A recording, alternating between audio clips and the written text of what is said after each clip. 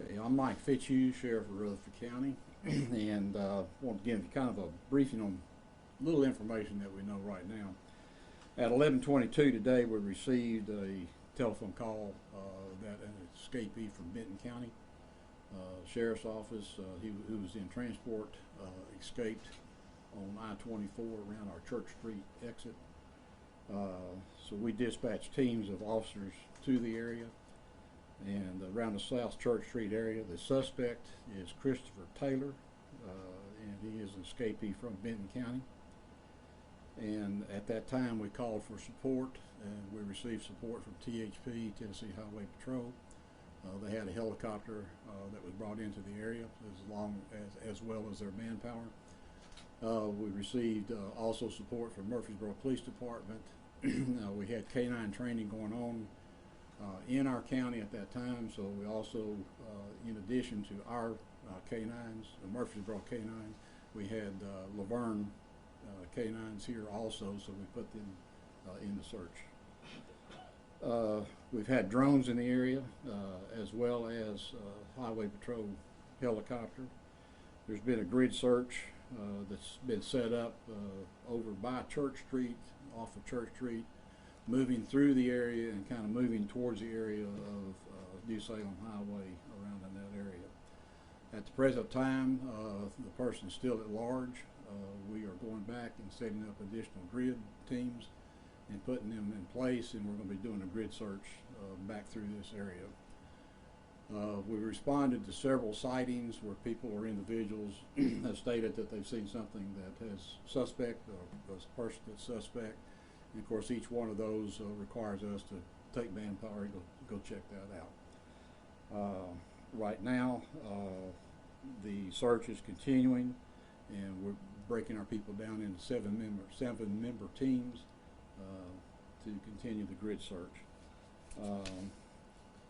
Additionally, charges are going to be placed here for felony escape, and our detectives are at this moment doing further investigation, and charges are pending on that, and then there may be additional charges once we find out a little bit more about it.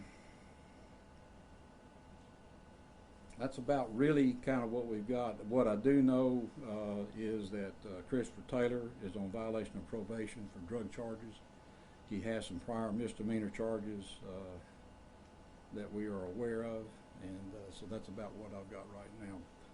At this time, I'd like to introduce Sheriff Kenny Christopher, Benton County Sheriff, and any comments that you'd like to make, Sheriff.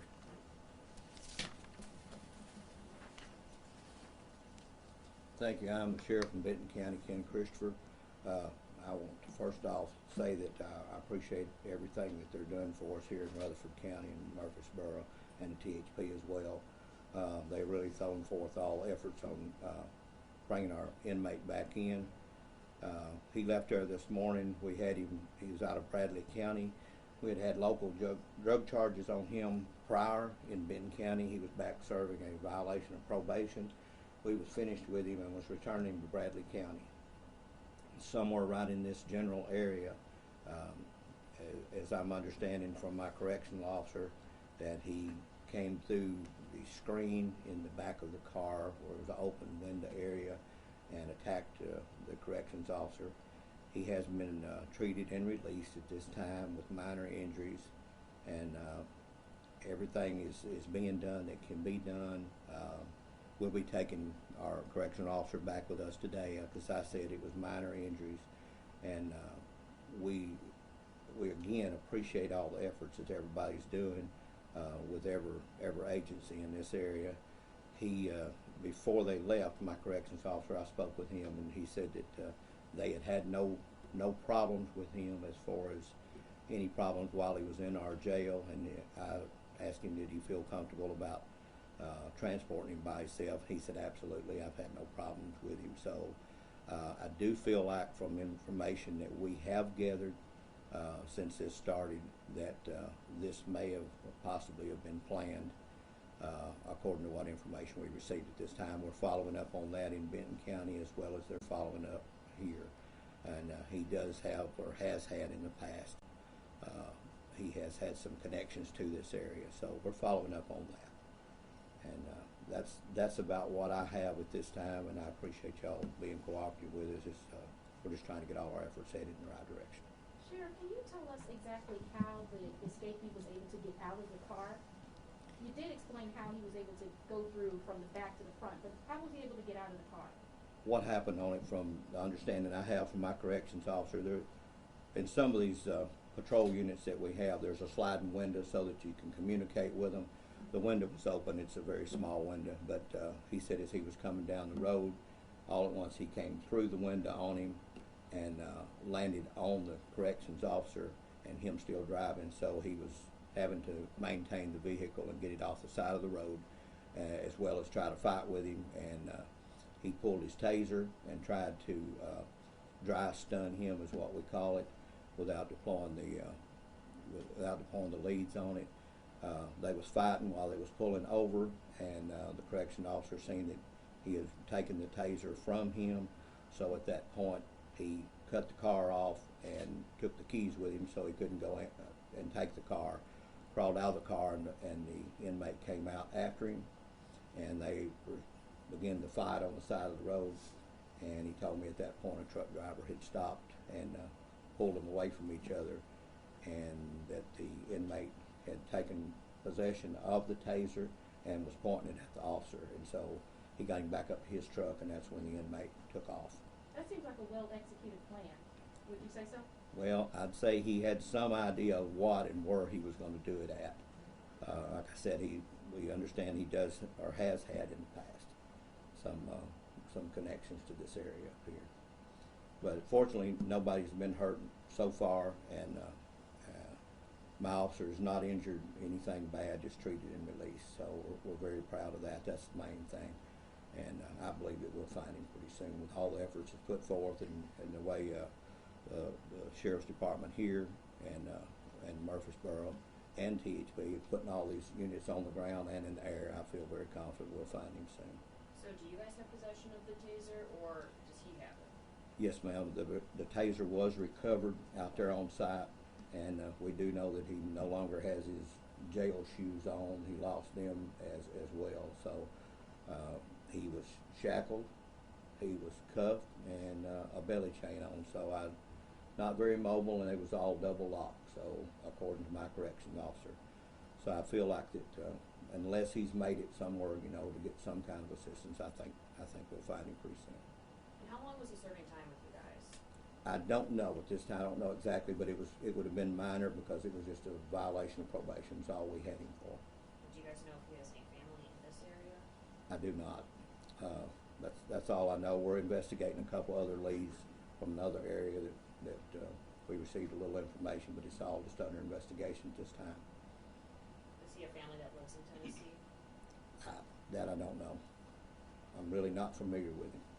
Do any of the nearby businesses have surveillance video of him crawling around? I'm not familiar. Let the sheriff talk. As I've said, we've had various sightings of an individual. We have gone to I'll say three of the businesses that felt like they had somebody on tape that was not conclusive from looking at the video, whether it was or wasn't. Is anything like this, when you put out an alert like this, you get a lot of calls. We have to check them all out. We don't know whether they're credible or not, but we have to check them as such. But from the video we've seen so far, there's nothing credible that it was that person. Sheriff, how long do you anticipate the search to go on tonight? We'll continue on into the night to the point where we feel like that we've exhausted the teams. Of course, obviously the dogs can only work for so long. We'll continue until we exhaust. There's no indication that he's even still in the area, and so that's why we're going back to grid searches and going to cover every piece of ground that we've got. Once we've done that, then we'll make a determination just how long do we continue. I can't say that he's still there. That's information we just don't know. Well, the sun's going to go down here pretty soon. Yes. How does that present a challenge for searches like this? Well, certainly, because you lose your daylight and then you're on flashlight. At that point, of course, your beam is much more narrow than what you got in daylight situation. The area that he's in, there's a lot of heavy brush where the officers cannot get in there, but we've sent dogs in to that brush area, and they've not had a positive indication that they were in there. The other thing that we're searching, there's, as you can imagine, the land, there's culverts all through this area, so we're having to check out each one of those and mark them off as we go. So it's even though it may be a small amount of areas, there's a lot of different terrain that we've got to go through. So that's one of the problems that we've got right now. Hey, Sheriff, did he pull a service revolver? The deputy? No, did not. Why is that? Well, I don't know. We don't have. Do I? Okay. You want to talk about that, Sheriff? You may be able to answer that. I don't know what your correction officer carried. Our corrections officer just carried tasers. Okay. Sheriff, can you tell us that too? And what he said is his correction officers just carry tasers. They're not armed with weapons. So that would be the reason why. Is he considered dangerous or nonviolent, and what should residents and business owners do? I know there's some popular restaurants right near the search area. Well, I'm going to say dangerous because anybody that escapes, we don't know what their intent is to stay on the run. So far, on any background that we've got, we do not have any felony charges on this person. There's no indication other than drug charges in the past. You know, what his intent and what's on his mind, I wish I could answer that, but I just can't. We're going to treat it as that way. I mean, that's the way we treat anybody that escapes, and that they've got an intent to stay that way. So far, we've not had any citizens accosted or anything like that. So that at least is a good sign. City's shackled and handcuffed with a double locked. How far can he possibly get with? Well, that's the question that we've got. Is he still shackled? Is he still, don't know. If it was planned, and if there was somebody that was able to get to him, and of course, obviously, unfortunately, cuff keys and whatnot are not that hard to come by. And so, while he was that way when he escaped, it does not necessarily mean that he's still that way. I'm concerned because of the amount of ground that has been covered and whatnot. It does beg the question: is he still shackled?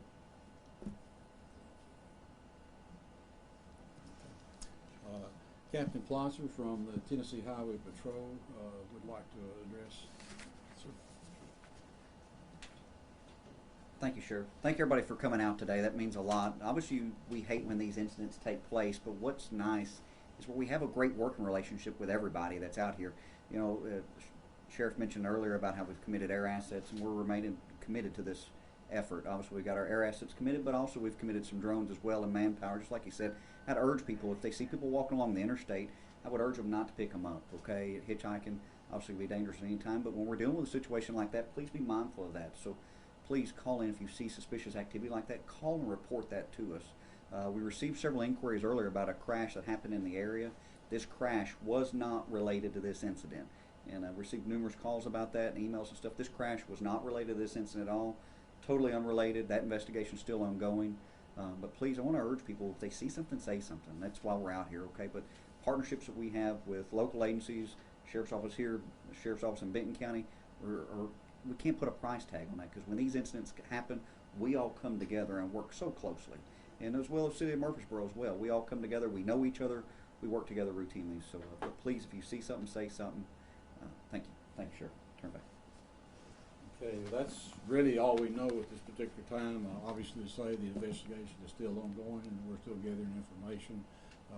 As Sheriff Christopher indicated, there are some indications of possible leads that we may be able to get to at a later date once we're able to gel that to determine if there was some local affiliation of some sort.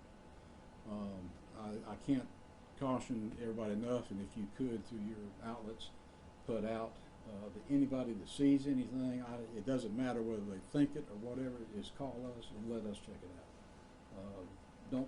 Don't be the hero, and don't go out and check. If you hear anything, see anything, please give us a call and let us have the opportunity to check it out. I appreciate your time, and thank you very much for coming.